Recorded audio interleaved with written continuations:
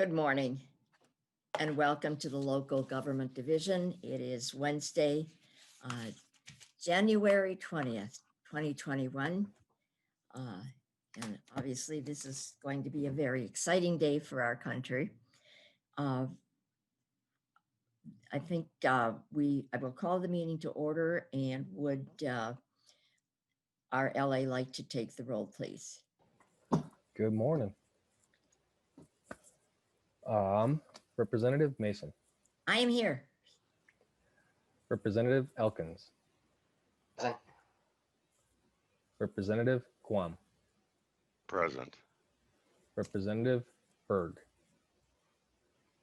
Present. Representative Bolden. Present. Representative Hewitt. Present. Representative Meckland. Present. Representative Olson. Present. Representative Joaquin. Present. Everyone is present. Thank you. We should do the minutes. Has Representative Elkins, have you read the minutes?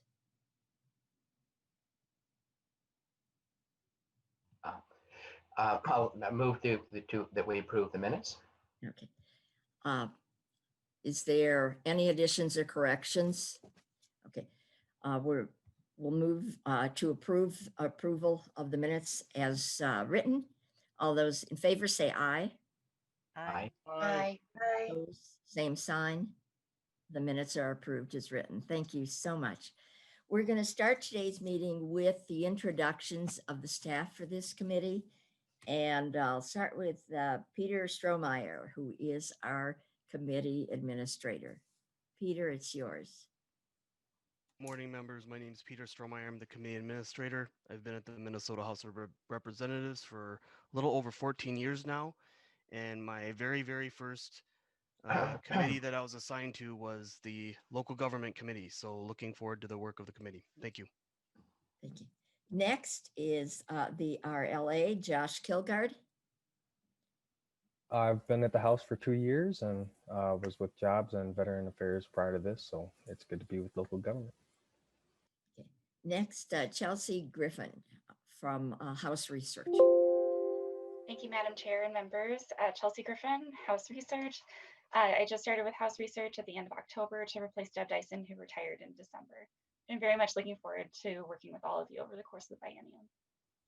Thank you. Next, Joe Marble, GOP Research. I've been with the House since 2007, and I'm looking forward to working with this committee as the GOP Research, and look forward to working with you. Thank you so much. And last but not least, Eamon Gallagher. Thank you, Chair and members. My name is Eamon Gallagher. I'm the DFL researcher, and I've been with the caucus for 2 years and looking forward to working with the committee. Thank you. Thank you. And for our agenda, we're going to go with Elizabeth Wethel, who was held over from our last meeting. If you would like to introduce yourself and proceed, and thank you for being agreeable to come back this week. No problem. Thank you. You can all hear me, right? I can. Great. Thank you, Chair Mason and the rest of the committee. I'm very excited to be here. I am here on behalf of the Coalition of Greater Minnesota Cities, which is a nonprofit advocacy group representing communities throughout Minnesota outside the 7-county metro area. I am one of a number of people who work with the Coalition of Greater Minnesota Cities, and there is a separate handout you should have received that has a list of everybody who works, either full-time or part-time on these issues. If you have any questions about any of our issue areas for the coalition, I strongly encourage you to reach out to them. There is a PowerPoint. It's very brief that I'll walk through. There was also, I think it was in last week's agenda, but not this week's. There was a handout sort of outlining a little bit more in detail who we are, as well as our priorities for the legislative session. If you want copies of those, I can also forward those to you. But, you know, our basic mission is to develop viable, strong communities for businesses and families throughout Greater Minnesota through strong economic growth and good local government. We support a number of things to make that happen, including property taxes, good land use planning, sensible environmental regulation, a balanced transportation system, and effective economic development tools. Those are that mission really is reflected in the areas we work on, and those are sort of the 5 principal areas that you will see us in at the legislature. So that would be LGA, which is really our biggest thing that we work on at the Capitol, is LGA and property tax relief. Economic development, which right now really has a focus on areas such as childcare, um, broadband, and housing, things like that, that really impact Greater Minnesota. Annexation and land use, which I'm responsible for, transportation, environment and energy, which I also am responsible for, and then we do labor and employment. That's more advising. We don't really do a lot of lobbying on labor at the Capitol. But you can see we have this map. We're 102 cities. That's actually been growing. I joined the coalition a little over a decade ago, and I think we were like, I don't know, around 70-ish, 80-ish. And it really has grown. We have cities of all sizes, all the way up to Warrow and Rosen, down to La Crescent in one corner, Laverne in the other. So it's really a good cross section of our cities. This year, kind of the really big things we'll be working on are contained in, like I said, that handout that we gave out last week. But I won't walk through all of it, but again, local government aid, making sure that that gets paid on time and in full really is our #1 priority this year. We will be working with other city organizations to make sure that sort of concerns around the pandemic are addressed. Obviously, that's sort of we don't add that as our permanent mission because we're hoping that goes away by the end of this year. Environment, we'll be working on, again, pushing for more money for wastewater and drinking water through the PFA. We think that's really important. And we're also going to be working on a municipal strategy to try and keep per and polyfluoroalkyl substances out of Minnesota's waters. Those are PFAS. Addressing childcare shortage in Minnesota, tackling the housing challenges in Greater Minnesota, tackling street issues. Those are really the main things that we'll be working on. You'll notice that there was one thing I did not mention, and that is annexation and land use. We think this is a really important issue, but I'll be honest, it is not something we are pushing anything on, and that is the issue area that you would be most likely to see us on. Annexation is an area where we actually work very closely with the league. Craig Johnson is the person over there who's responsible for it. He and I, normally if it was a Capitol year, you'd be seeing the two of us walk around the Capitol talking about that and PFAS together. It's really important to us because a lot of cities that have room for growth are located in Greater Minnesota, and we really do have a lot of communities out there who have robust economies, who want to grow in smart ways that really sort of protect the environment, that protect good land use. And so that's something that we will be, we will work on if called upon. Now, I don't know how familiar all of you are with annexation. I know a few of you are returning to the committee, but it really is that process by which Minnesota's land use goals are achieved. I know that the Minnesota Association of Townships, mentioned it last week, and they highlighted some of the same things that I would highlight. That annexation policy in Minnesota recognizes that sound urban development and preservation of agricultural land and open spaces are really essential to economic growth throughout the state. And city government is best for intensely developed land. Townships are best for ag, open space, and rural area. One of the areas that I would disagree with what the townships had said last week was that we do think that there is overall a fair process in Minnesota. There are things I think that both of us would like to change, but one of the things I think any of you who've been through this a couple sessions have seen that it is really, unfortunately, that if you make one change that may benefit one side, it really sort of harms the other. So it's really important when dealing with annexation law to make sure that when we make changes, they're mutually acceptable to both of them. Because if we don't have agreement, you basically have winners and losers in a zero-sum game. Just two other things I'd like to mention about annexation. There are several different methods of annexation. One isn't better than the other. They all fit, different circumstances, but it really is an important part of how our cities and our regions sort of look towards the future and make sure that, as populations or business grows, that they're getting sewer, they're getting the infrastructure they need, and that we're also protecting our open space, which, I think we all can agree is really great for Minnesota. In terms of other issues that may come before you on local government, we do tend to let the League of Minnesota take the lead. But we, again, if something really hits Greater Minnesota in a special way, we will step forward, and we are always there. We really do have a good partnership with the League and with the other city organizations. And even the counties and the townships on other issues where, stuff that affects local governments, we will pull together and work on things. So if you have questions, again, on anything that does affect cities in Greater Minnesota, please do reach out to me or any of my colleagues, and we're there to help and answer questions. So that's all I have. Thank you so much. Are there any questions for the testifier? I see Representative Hewitt. Thank you, Chair, and to the testifier. I'm kind of curious, and this is just maybe a long shot here, but this last year has been terrible for us, and how we've all responded to COVID has been something we've never done before. And I've seen that the cities also know that the economic impact that COVID has caused many of our businesses in our cities is really tough. This is not the last super bug we have seen. We may see more. There's some all around the world. How can we develop a plan with the league that works together with the cities and the state? Because I know you lean a lot on the state for direction, as we lean a lot on the federal government. But I think if we have a unified plan together in a situation that comes along down the line, we may be able to be a little bit more proactive. What are your thoughts, and has the league started this discussion? Ms. Weffel. Thank you, Chair, and thank you, Representative Hewitt. That is an interesting question, and I'll be honest, I the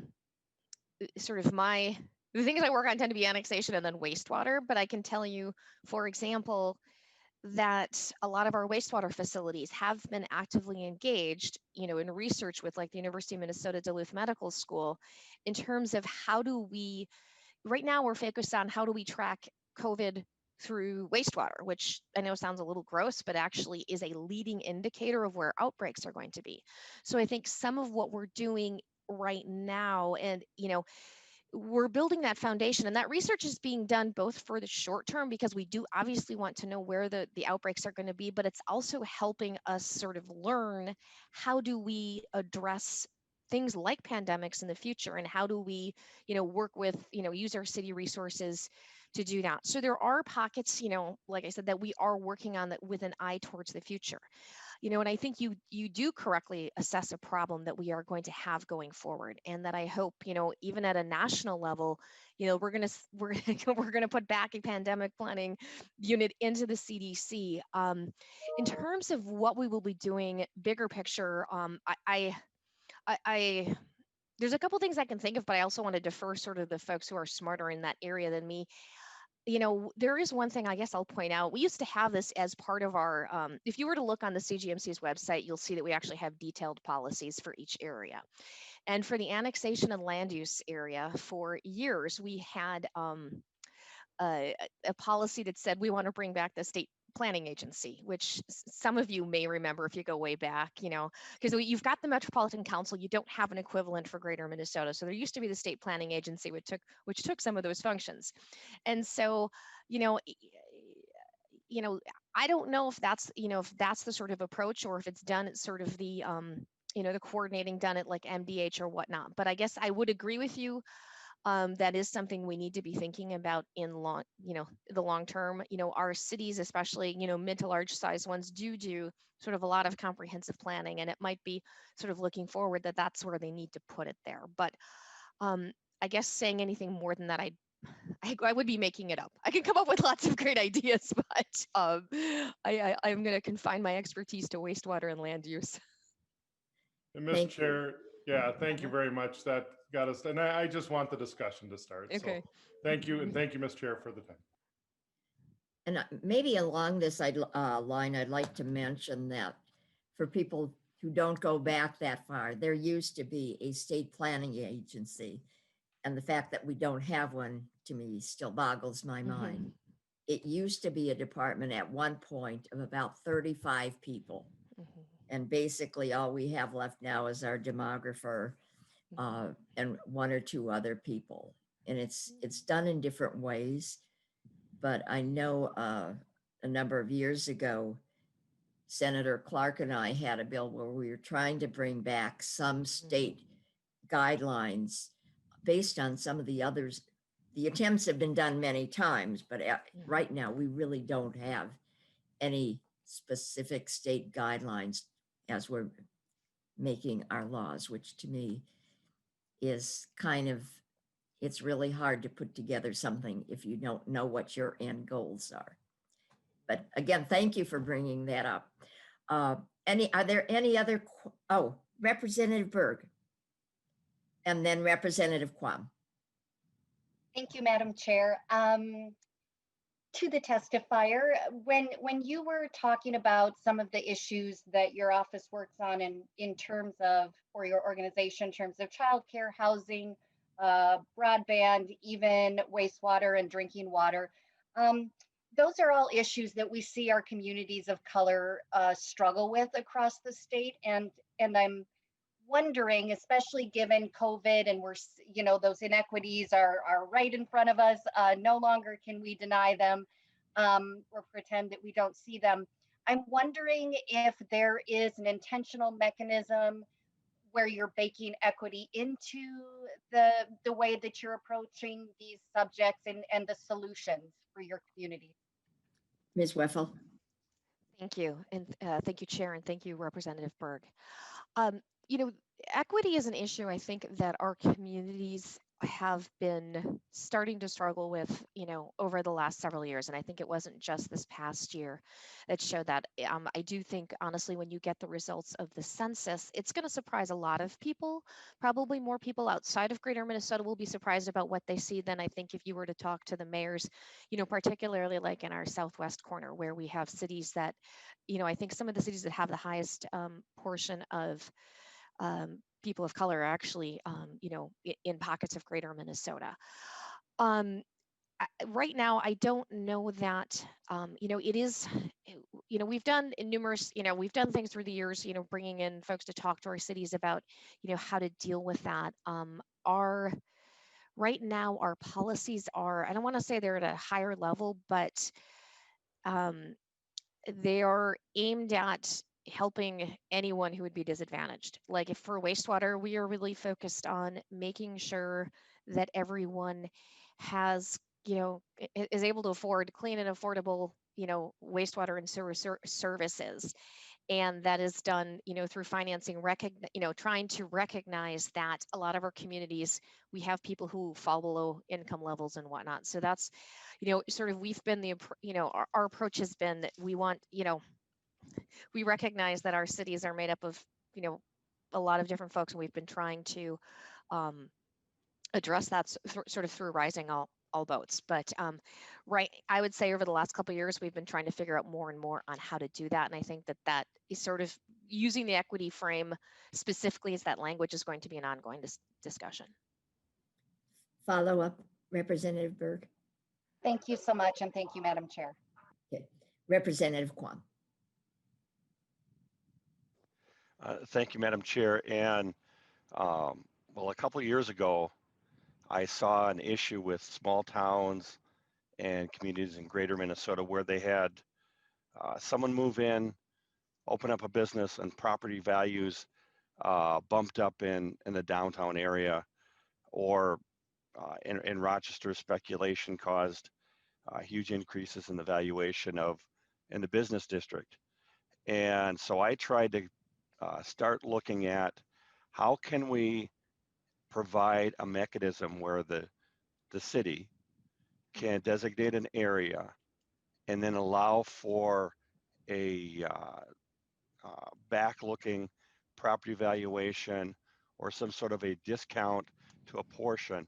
So if a city wanted to have daycare providers and some small businesses that served a portion of the business activity that didn't have the cash flow to support the huge bump in property taxes, they could be delayed so that as long as they didn't sell, they had a lower property tax that they were paying.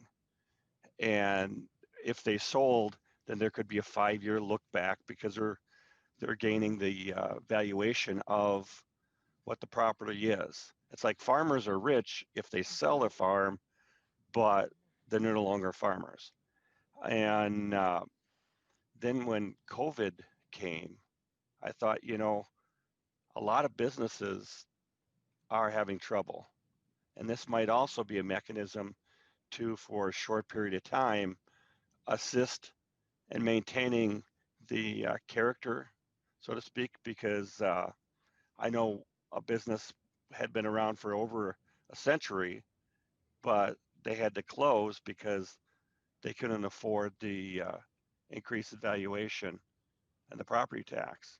So it's a really difficult topic, but if members of the committee and the testifier had some ideas, we could maybe come up with an approach that would allow small towns to maintain their character, which often is defined by that cafe or some special business that's in them, or larger regional centers. You want growth, and you bring someone in, and now all the pre-existing businesses can't afford the fact that the property is now worth 5 times as much. But again, if they sell and see that valuation, then you no longer have that business. So it's just a reach out to the testifier and other members of how we can be creative and allow some flexibility with the cities. Thank you. Ms. Weffel, do you have a response? I would just say thank you, and I will pass that along to our property tax team. Okay, thank you. I am seeing no more hands raised. So again, thank you so very much for your time.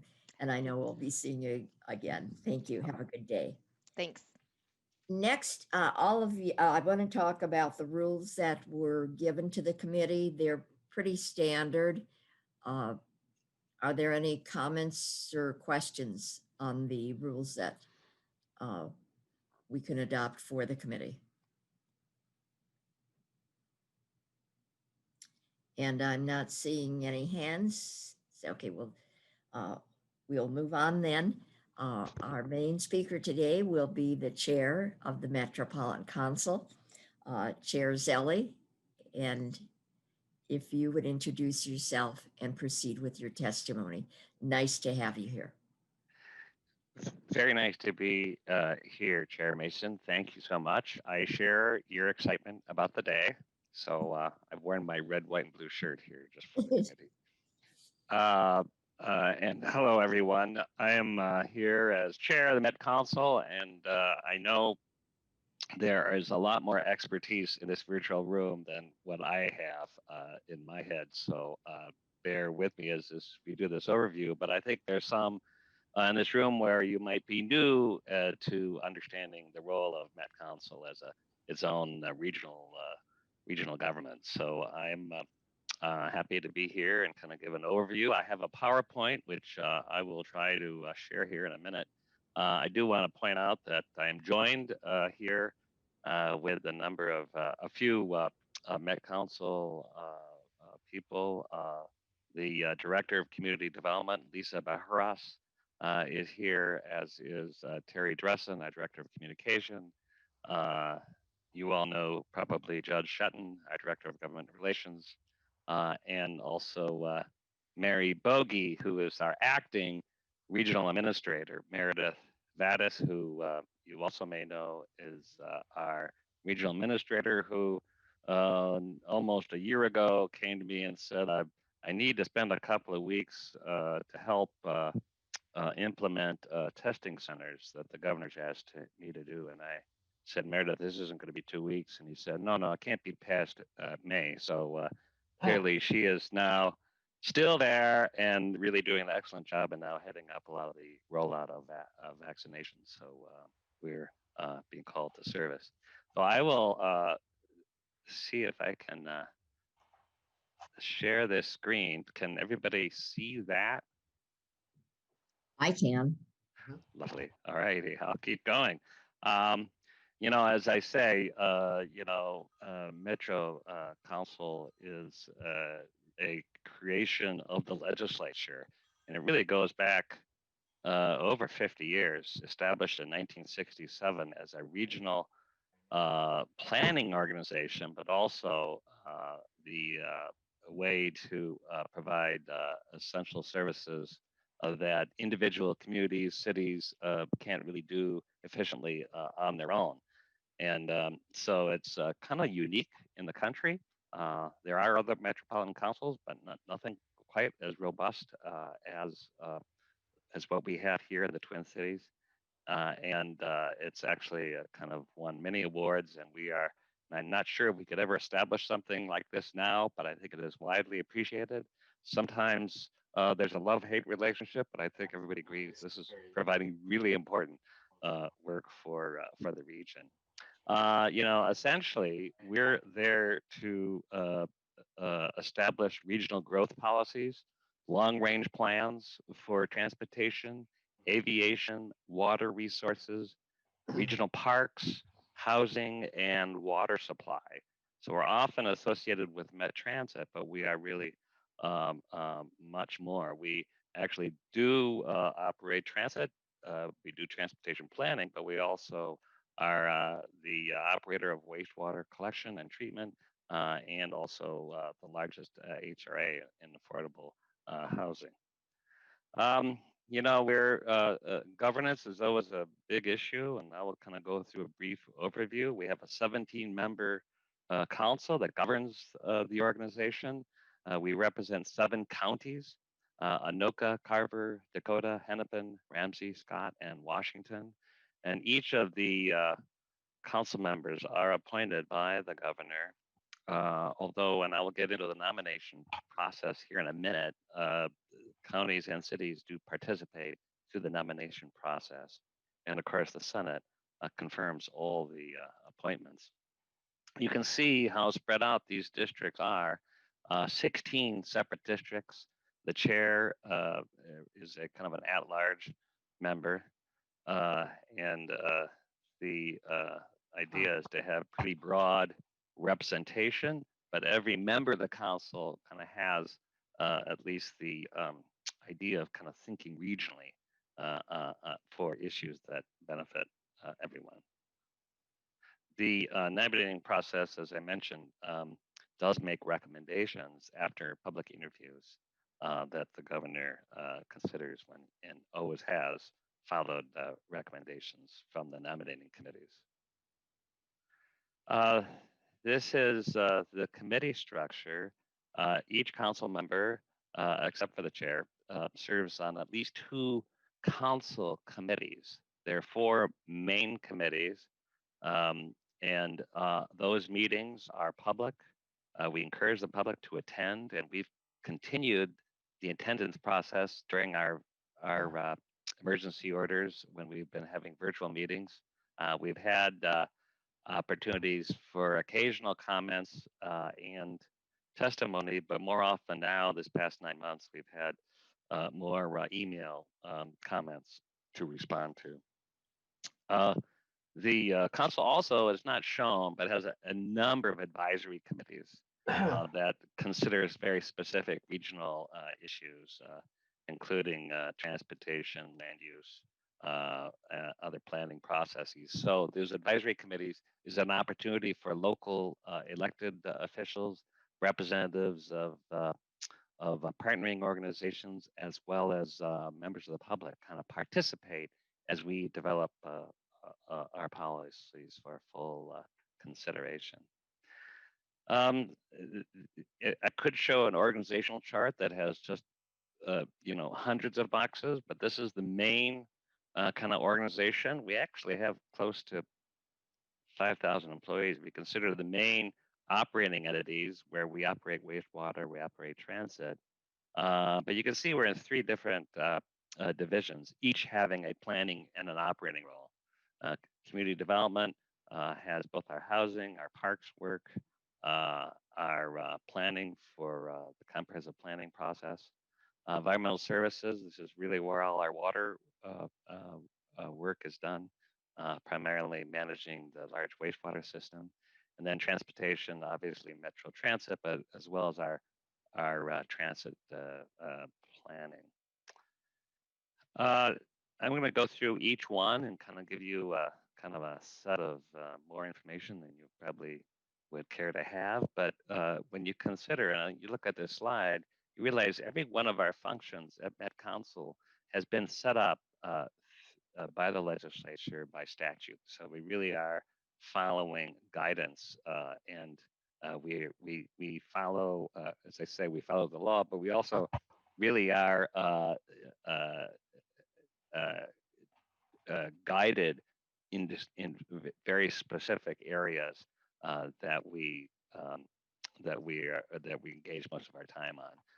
And at times there are those who would love us to go into other areas, but we actually do not have the legislative authority to do. We're not an economic development agency, as an example.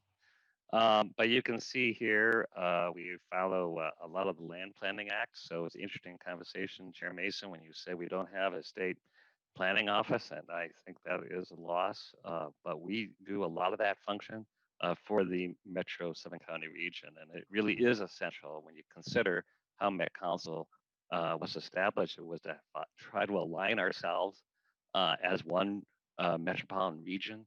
And I think that has been really helpful. We have as many as 180 or more separate municipalities and townships just in that 7-county area. So it's not just there to align against the will of a township. It actually is a benefit to coordinate and to actually operate those things that individual townships or cities can't do by themselves.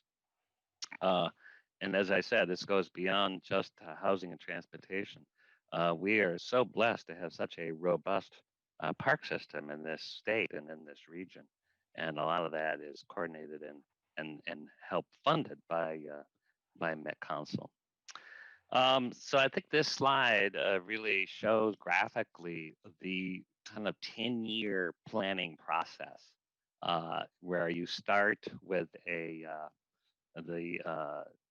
10-year census, which clearly we are just wrapping up. So we are at this particular point at the very end and at the very beginning of our land planning process that is very robust, both from a staff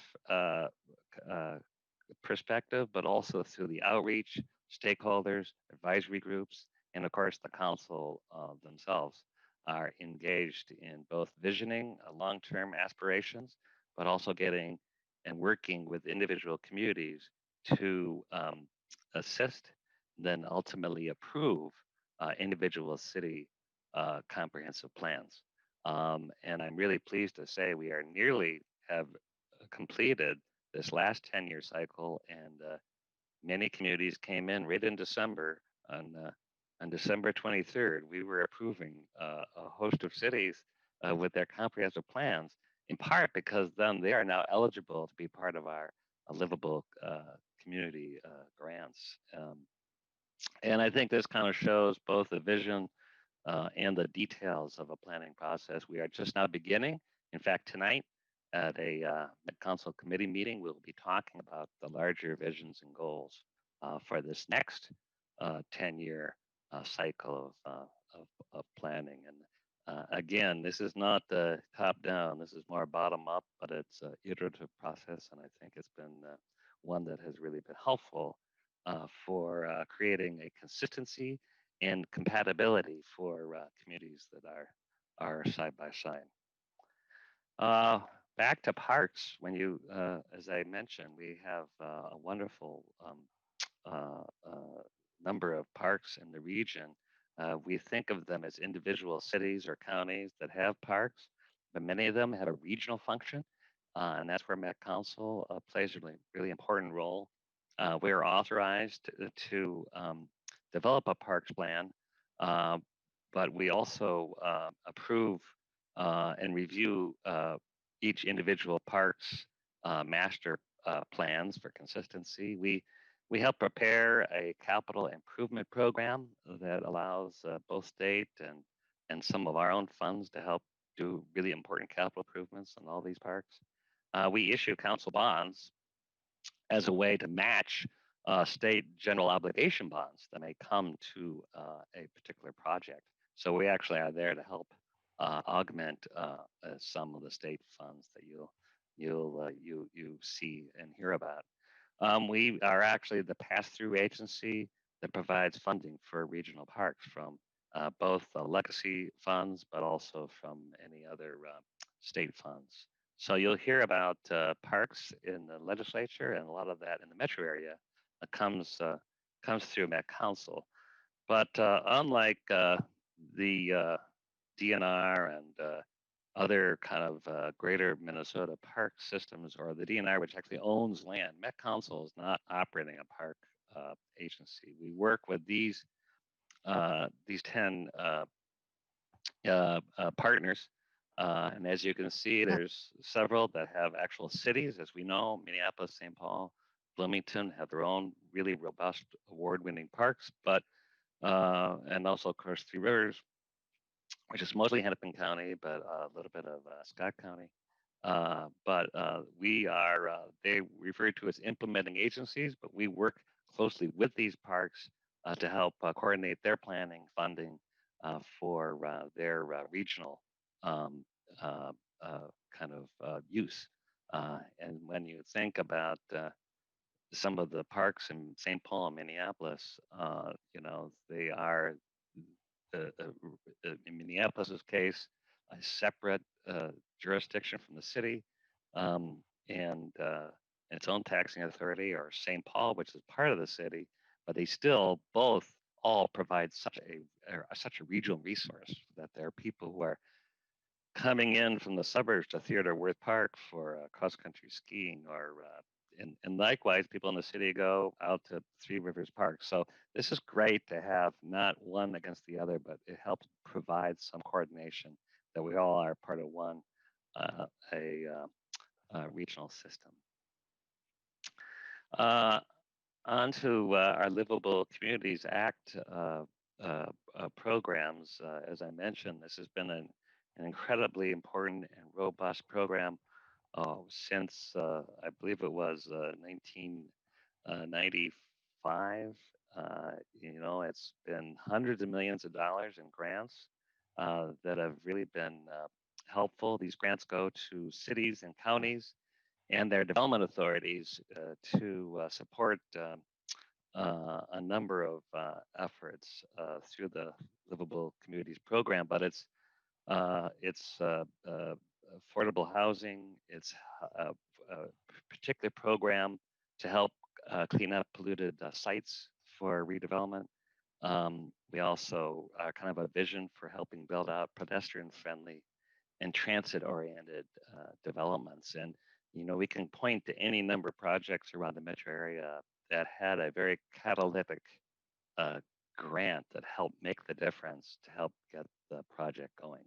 And it seems like every other day you'll see an article. There's one yesterday about a project in Edina for affordable housing that came about with in part with a Metro Council Livable Cities grant.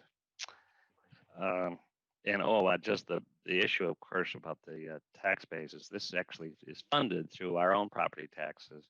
The Met Council has a very small property tax that it levies across the region. We have a very small authority. And I looked at my property tax statement very carefully this last year, and I saw the Metropolitan Council was actually the smallest in many lines. So it's not individually severe, but it does add up, and it has made a difference in number of activities.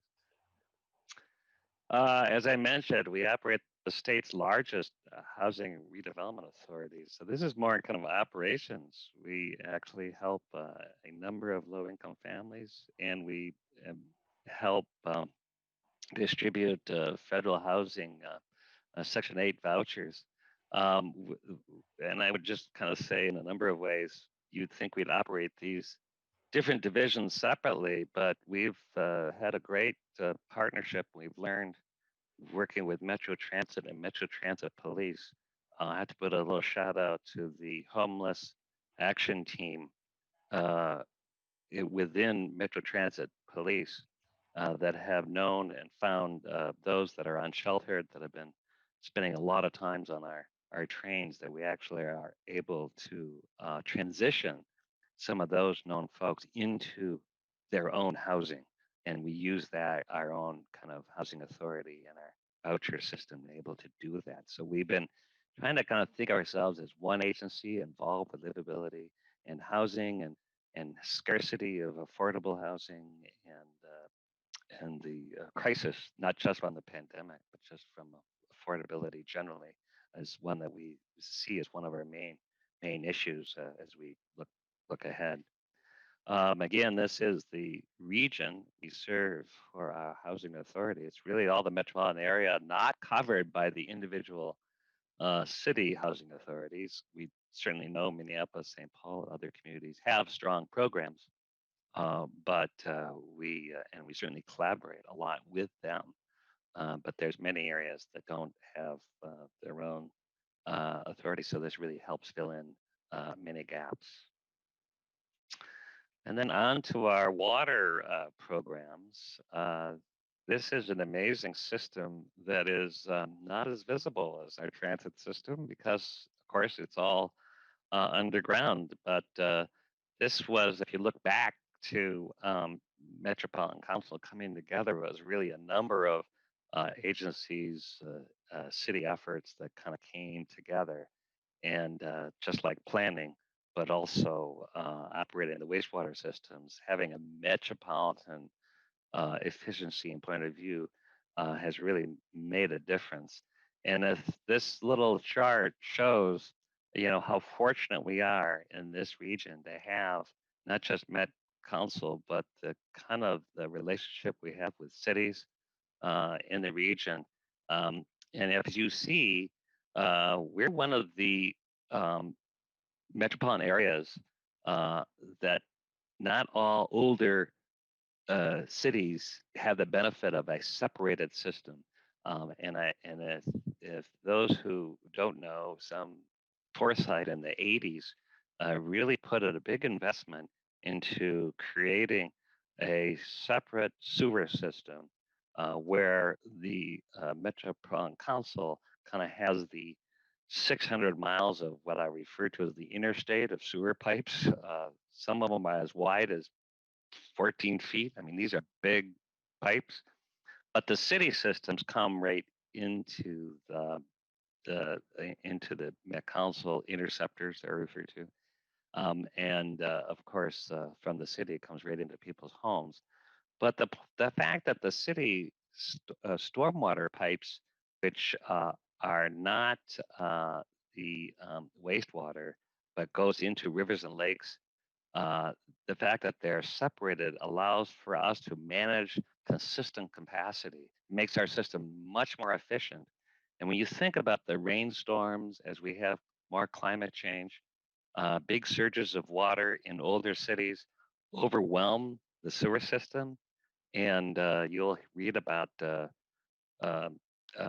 raw effluent going in the Potomac River because during a big rainstorm, DC can't handle it. So this is true in many old cities. So we we're able to do it when we could afford to create this, frankly, well-capitalized system. We do it through fees, and over time we built up a system that is much more less expensive, much more probably the best value in one of the best values in the country.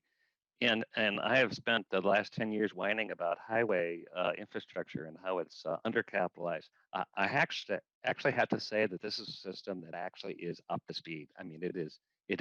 We keep investing every year. We have a robust capital investment program, and being able to have our bonding, or we have some of the highest rated bonds because of our balance sheets and our processes.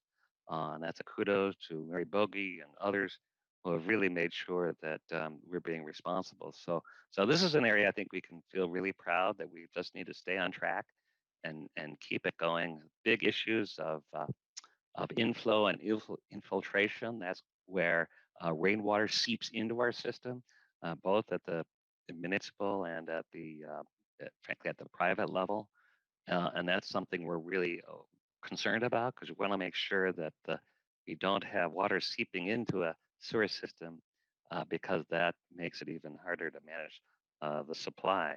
But when you think about the amount of wastewater around the region, and as our population grows, we manage and we do a really tremendous job at not just restoring water, but in many cases improving water quality in our system. Most water is treated and put either back into a river or from its original source to the river. We have 8 water reclamation facilities, the most robust being the one in St. Paul, which covers most of the green area, the metro, and pretty amazing, 250 million gallons of water every day, and serving 108 communities. The value of purity really is something that we're beginning to recognize is so critical for our competitiveness as a region going forward. The fact that we have water sources, but also that we are able to use water, in the case of Minneapolis, from the Mississippi. We use it and then we return it to the Mississippi in better and cleaner shape than when it first came in. So that's as a sustainable system as you could find. But we are, of course, always thinking about water in our planning and research role. We are not part of the supply operation, but we work with the municipalities primarily to develop policies and programs and sometimes just good data to help kind of plan for the kind of growth and development that we're experiencing, to ensure that water supplies are adequate and that they're not compromising our long-term sustainability. So we work with state partners, certainly the MPCA and DNR, but also with our local groups. There are a number of advisory committees. That's where all these are. The advisory committees involve elected officials as well as technical experts to make sure we have a thoughtful long-term approach. You know, the overall idea is to ensure that communities have the tools they need and the data and the policies they need to again make sure that their residents have an adequate supply of water in a cost-effective way. This is a big issue, I think, for environmentalists, for our region, for the whole state. You know, we think about the abundance of water we have in Minnesota. We know water is going to be the most critical, element when you think about regions around the country.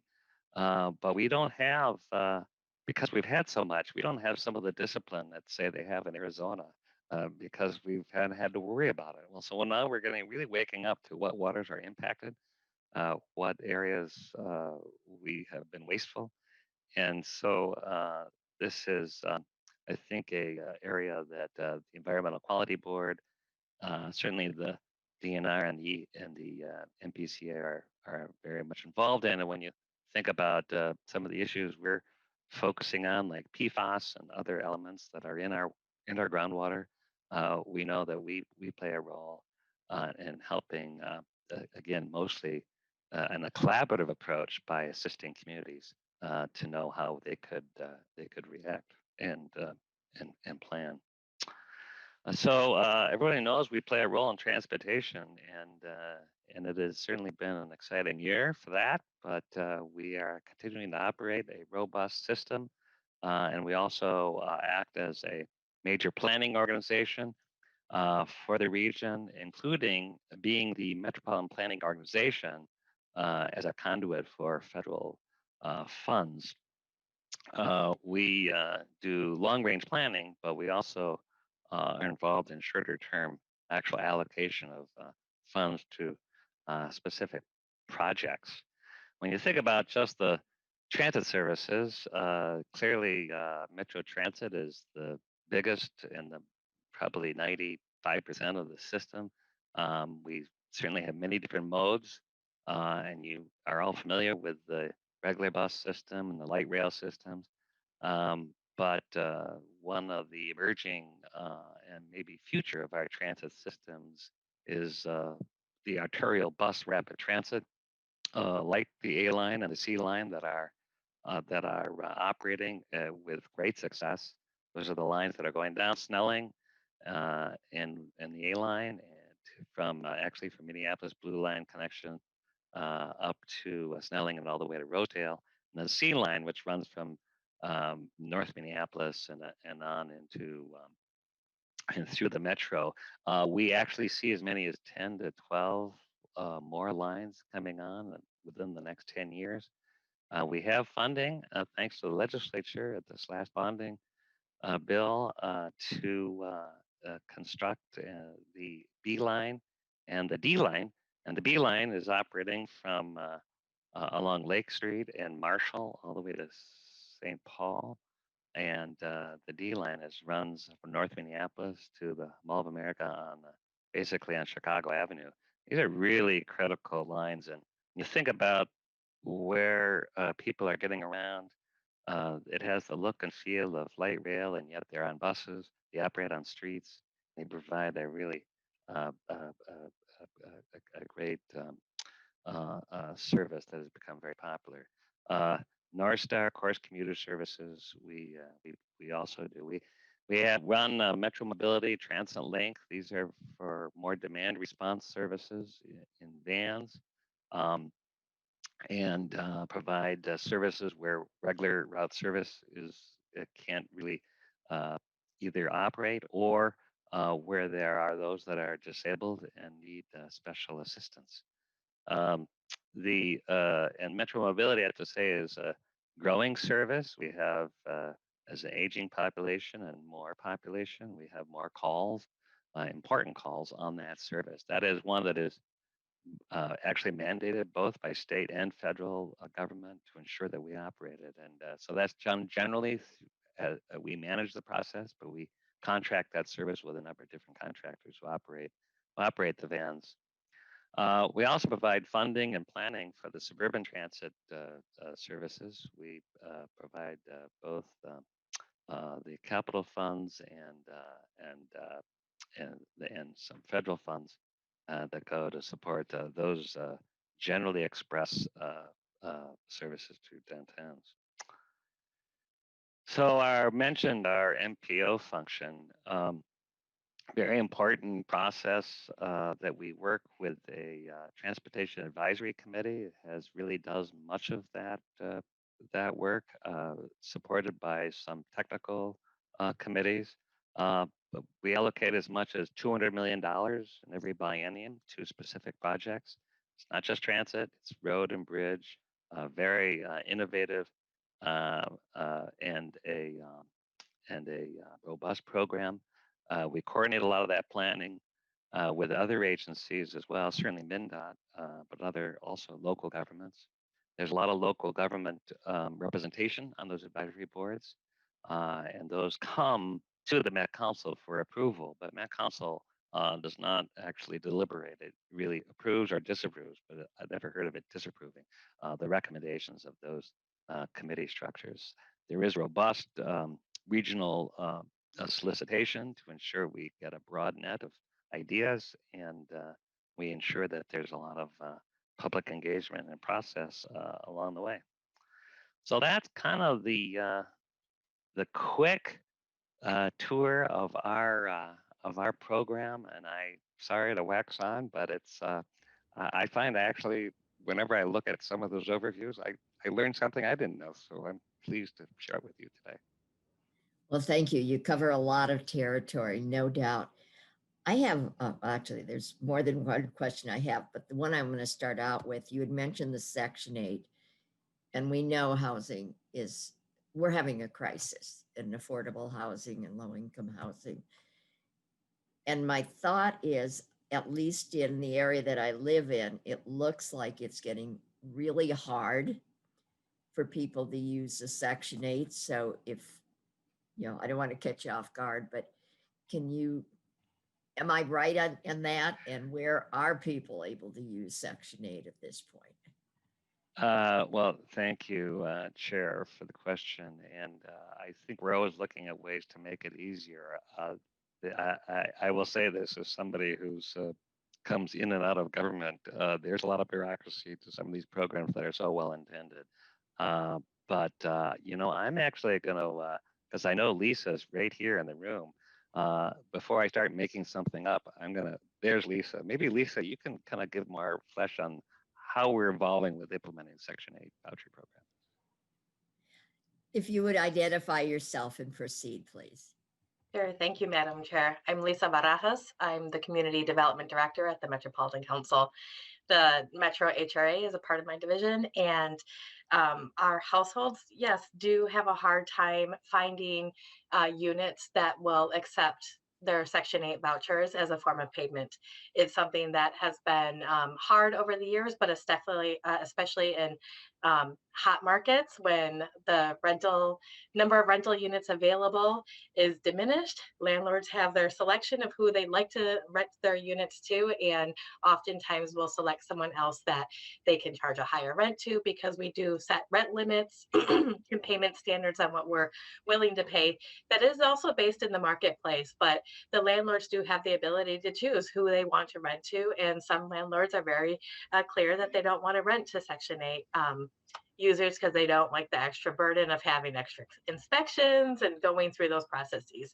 There are things that we have been doing, as the chair alluded to lighten the load for landlords and provide incentives to participate in our programs as well, making making the inspection process easier, trying to spread it out as much as we can. Of course, we are within the federal guidelines for operating this program, so there's only so much flexibility that we have, and it's something that we often work with the U.S. Department of Housing and Urban Development on as well. Thank you. Representative Elkins, is your question to this, or is it on another? Something else. So if you want to keep going, that's fine, Madam Chair. Are there any other questions of our current testifier? It looks like there are not. Thank you so very much. Oh, so Chair, I didn't. It wasn't about Section 8, but it is for the for Chair Zelli though. Oh, okay. Representative Elkins, proceed. Oh, thank you, Madam Chair, and thank you, Chair Zelli, for being here. So, having come here from 8 years on the Met Council, I've had a close-up look at the work of the council, and it just really wanted to reiterate a couple of things that Chair Zelli said. First, for us, and perhaps most importantly, the Met Council only does the things that it has been directed to do by the legislature.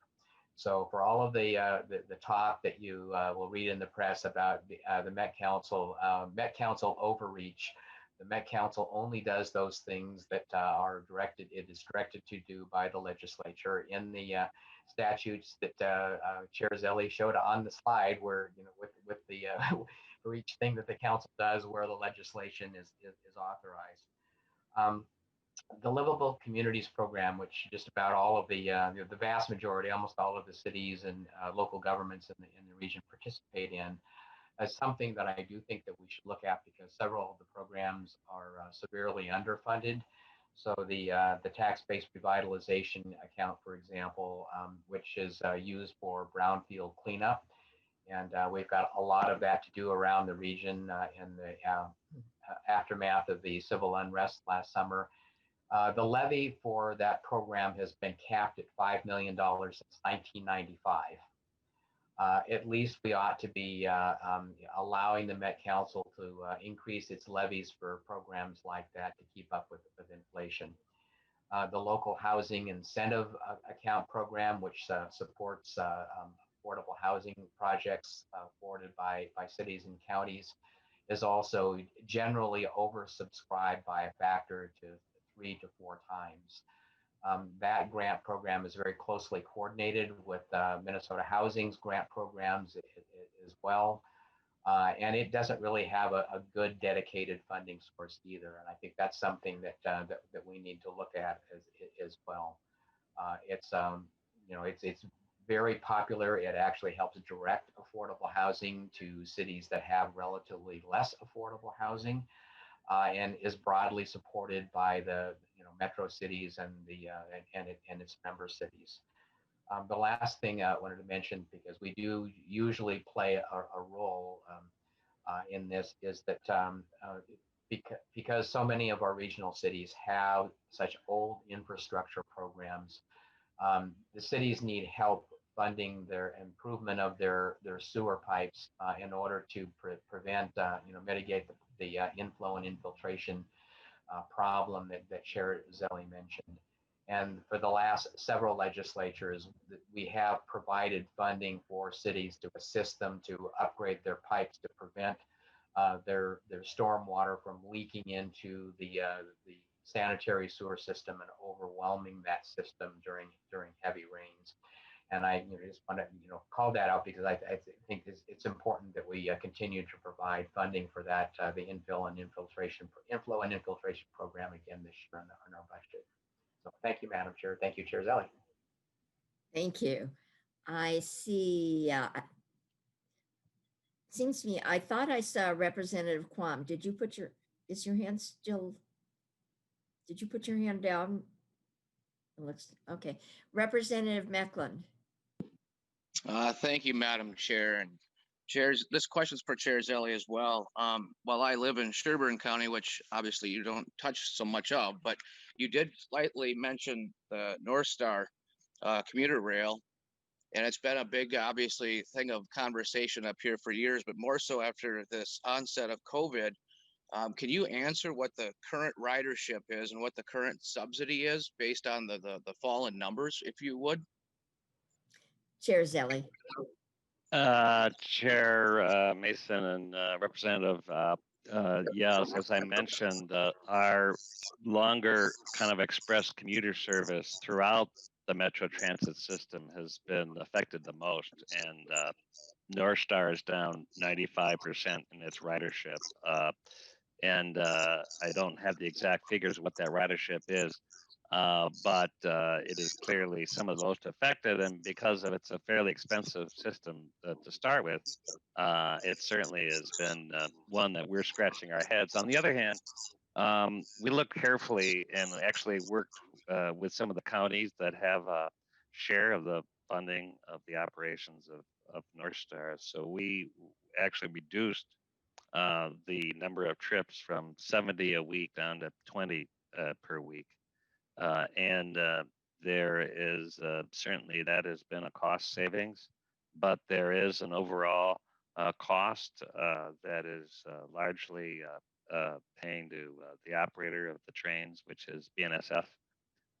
And we actually even went so far as to look at if we were to suspend service entirely, what would that amount to? And it is not. It is certainly overseen by the Federal Transit Administration, and they said if you could possibly suspend the service for a very interim period, but the cost of shutting a system down and then the cost of starting it back up really made it not financially better to actually suspend it entirely for a period of time. So we actually think that operating it at its limited scale now makes more sense. We are able to ensure that whatever funds we have, and that actually in part comes from some of the CARES Act emergency funding that helps mitigate those costs a little, as it does all of our operations. And I would say that the benefit from North Star longer term is still, I think in the horizon. There's been strong development plans and development that goes along transit corridors, and certainly North Star has had a positive effect in that regard. And MnDOT has just done this, completed a study about extending North Star to St. Cloud, and that's one that has gotten a lot of interest, particularly from the St. Cloud region. And in a way, maybe this is acting more like intercity train transportation, but it is still kind of a commuter service. So still Metrans is involved in partnering with MnDOT to kind of look at that. I think that again, the idea of having different modes for different uses is really important for transit, and we only have this one commuter line.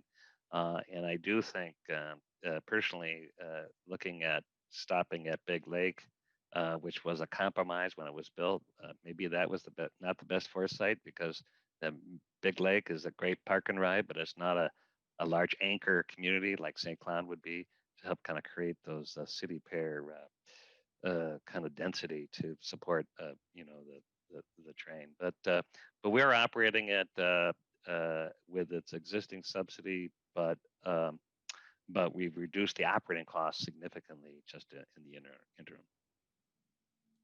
Follow up. Thank you, Madam Chair.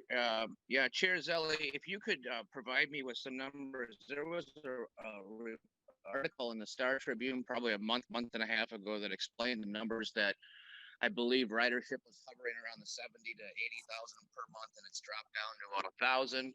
I think what they found in their analysis was subsidies around $780 per person per way per day. If I recall, and this was a month and a half ago, I believe. But if you could do a little looking into those numbers and get those emailed to me, I'd greatly appreciate it. Thank you, Madam Chair. Chair and Representative, yeah, thank you. I absolutely will get back to you with the actual numbers. I will point out, when you look at subsidy per passenger, that it is true in the short term, although a lot of those costs are sunk costs that wouldn't change whether you operate it or not. So that's just kind of a period of time where you do have costs for a system that isn't being used, and that's totally true. But we'll share the numbers with you to show you kind of where things have been this past year. Thank you. Next, Representative Quam, and then followed by Representative Elkins. Thank you, Madam Chair. And I'm, considering your background and the great deal of activity of which the Met Council partakes in transportation and other similar activities.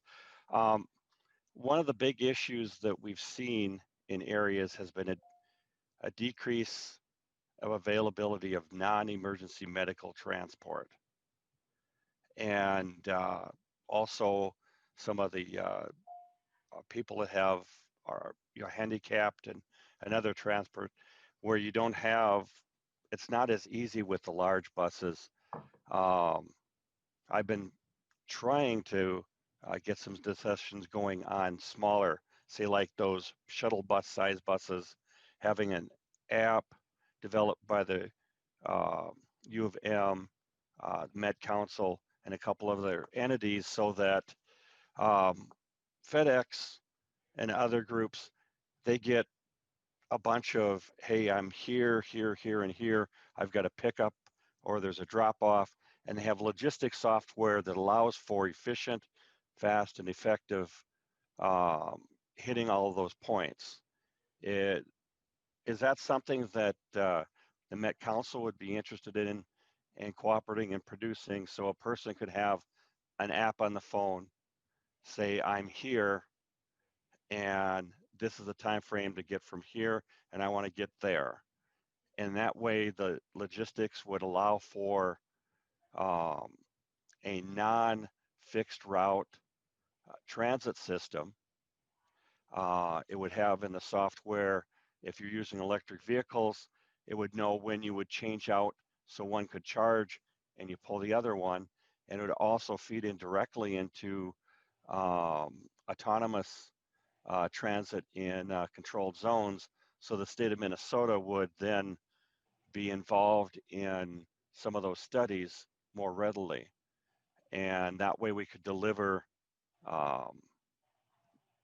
quick and effective, because I've heard a lot of people complaining, oh, I live in Woodbury and I work in Minneapolis and it takes an hour and a half to get there, an hour and a half to get back.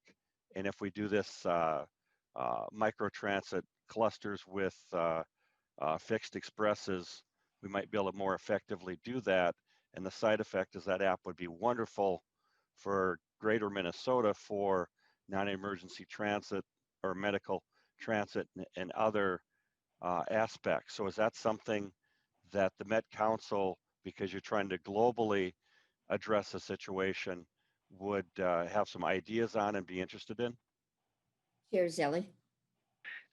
Chair, thank you, and Representative Quam. I would love to sit down over a cup of coffee and we could talk all afternoon about the future of mobility and transportation, because it is emerging in a number of incredibly creative and interesting ways. And there's no doubt that when you couple fixed route transportation with some of the transportation network providers like Lyft, Uber, as well as other kind of last mile solutions, whether it be a electric bike or some even clustered van operations, that we will be entering into a time when you truly don't need a car wherever you are in the metro area. How can you get around and do it efficiently? So you don't have to take an hour and a half, taking a bus to downtown and then switching and then taking another hour, So you are certainly singing to something we're really interested in, but it is one that is not, it is one that's being planned. There's pilots that are being developed around the country. Certainly, we have on the app side a group within Metro Transit that is developing even more the next generation of trip planning. When you consider apps that isn't just showing from point A to point B within, say, Met Transit, how do you actually link it with other modes and other uses so that that trip can be really a series of connections, including maybe what you're describing. The actual, when you start peeling it back, both Uber and Lyft, whether it's in their bike operations or their cars, are kind of a process of development. Even Uber does not make money. It's there subsidized by its own private capital groups. So over time, you're actually going to kind of see what is the sustainable, effective way to fund this access, this mobility that we all want. And I think we are going to be we're certainly at the table. We work closely with other think tanks, including the Center for Transportation Studies, which is helping staff a shared mobility task force. And there's other groups kind of looking at it. I think that the idea that there'll be one system, that there's one solution, is probably not going to be the future. I think there is a role for what we call the fixed route network, which is interconnected, as I described, this arterial bus rapid transit that can kind of be much more of a local service every 10 minutes, providing the spine from which there's other offshoots that can connect to it is kind of one way to think of it.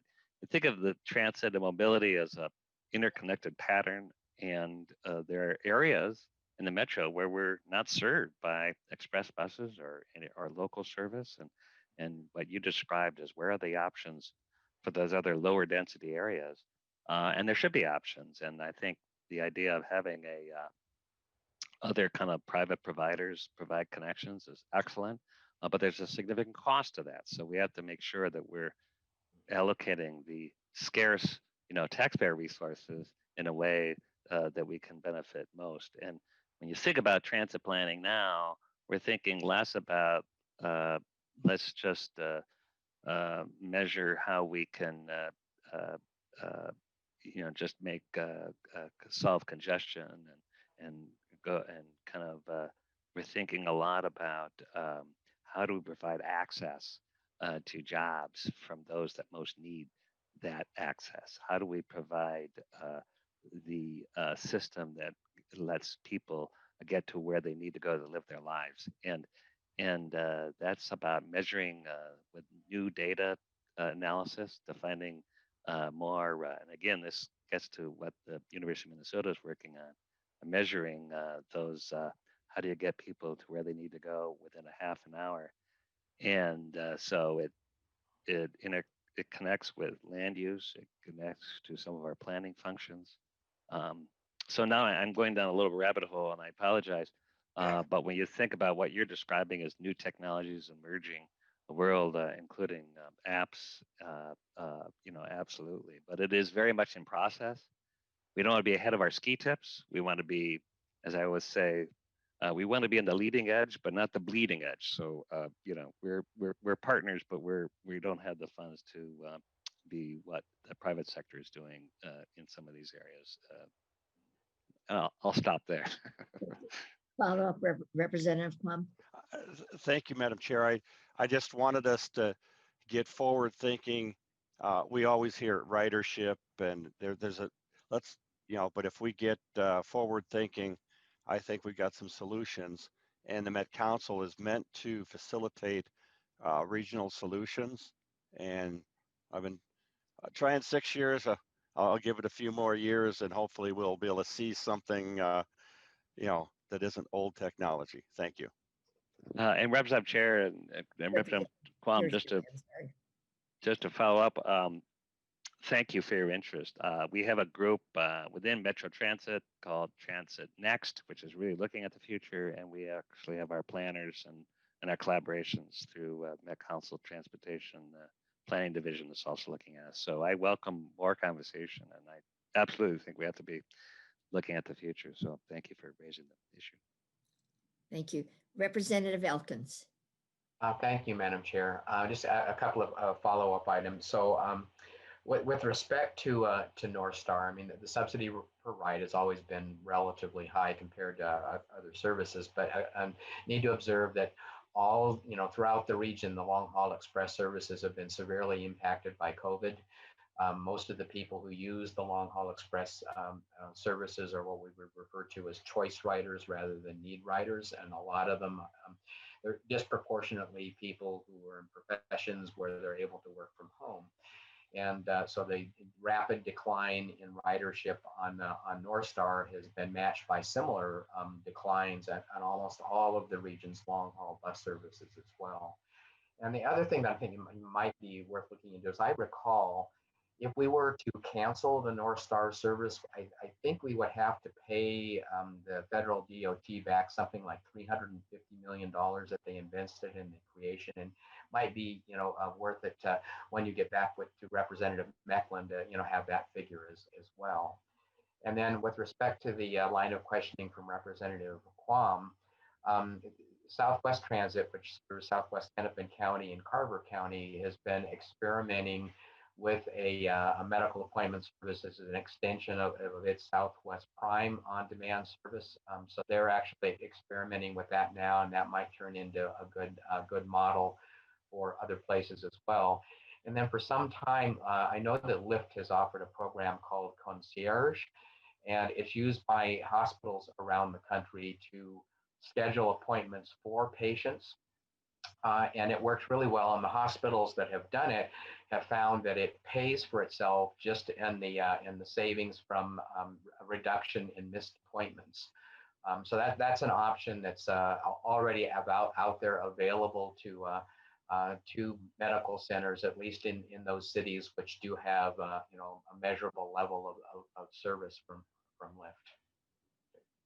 Thank you, Madam Chair. Chair Zelli, do you have a response or comments? Thank you, Chair, and thank you, Representative Elkins. I clearly, when I looked in the room and I said there's other experts in the room, I wasn't kidding, and I know, and I appreciate you for your knowledge, but also for your service at Met Council, and you've raised some great points. I will point out, just to follow up and add what you just said, the city of Columbus, Ohio, which won a major US DOT grant for advancing the idea of being a smart city. And the transportation metric of success was the mortality rates of babies in a certain geographic area that was being underserved.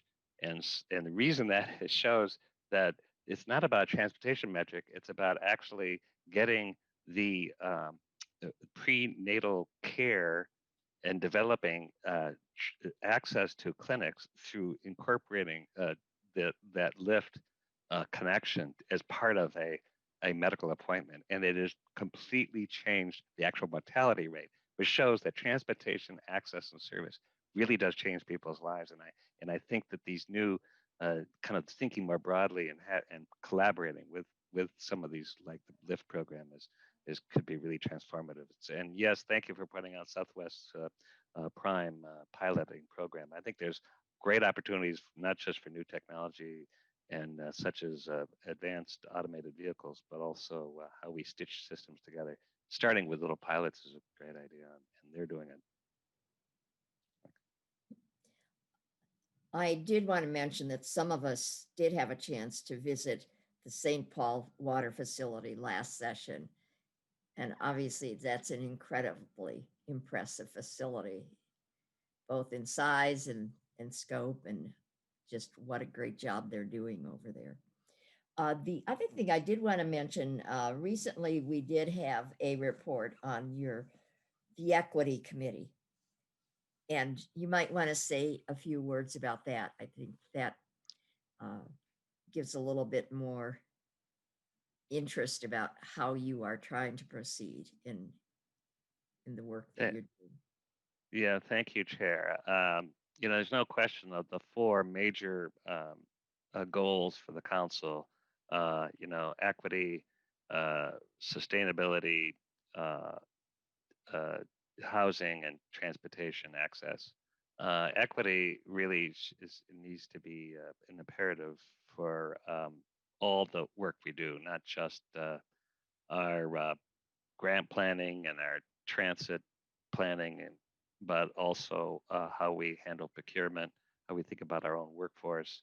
And we are guided in part through an equity advisory committee, which has been an intention for some time, but we're kind of getting it up and going to ensure that that this isn't, frankly, and to be candid, white guys like me deciding here's the solutions. This is a time for listening and for understanding and for considering in this post George Floyd time that this is no longer something just to study, but we need action. And it is clearly probably the biggest issue that is discussed at the Met Council.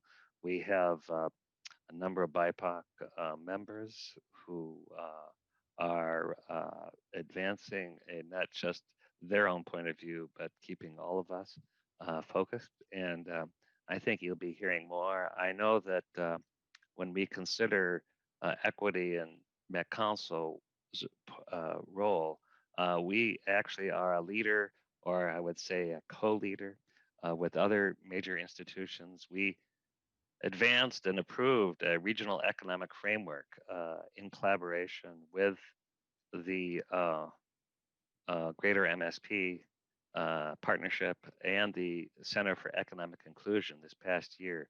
The regional economic framework really lays out the regional ambitions for our metro area, and equity and an equity lens on all that activity is part of advancing the idea of economic growth must be an inclusive economic growth, because we just can't sustain the vibrancy of this community and have the disparities that we've suffered all this time.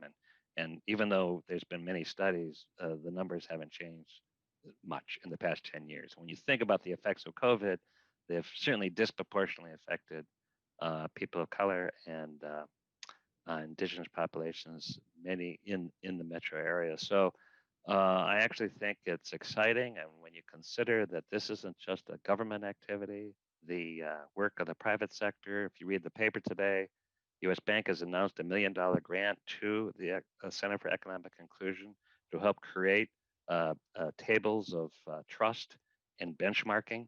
There's a private sector table, and I sit on the public sector table, where we will sit with other governments to hold each other accountable to some of the goals that we'll have to be more public about. And so I think this is an overall civic imperative that is a call to our time. And I think Met Council is is one of the leaders. We are certainly an important participant in advancing that work. Thank you. I am not seeing any questions. We're almost out of time. Do you want to do a wrap up, Chair Zelli? Thank you, Chair. We've said a lot. We've covered a lot. So I appreciate your very specific questions, which are very smart and informed, and they lead, I think, to more conversations in the future. I just appreciate your support, your interest, and your collaboration as we work together toward what we all care about, which is Minnesota. And we live in an interesting time, as hard as 2020 has been, and the start of 2021 has been. We have to work through a lot, but I actually am very hopeful. I'm optimistic, and it's just a great honor to be Minnesota. It's a great honor to be part of this regional effort, because I think we're onto something, and I really appreciate the interest, support of all the members. The legislature has just been a key partner for Met Council. We're a separate regional government, but we're a creature of the legislature. So you'll certainly see a lot of us, and we're certainly also here. If you have any questions, want additional conversation, we have experts way beyond me who can be helpful, and we look forward to doing that. Thank you so much. And thank you all for being here today. Have a good day. The meeting is adjourned. Bye.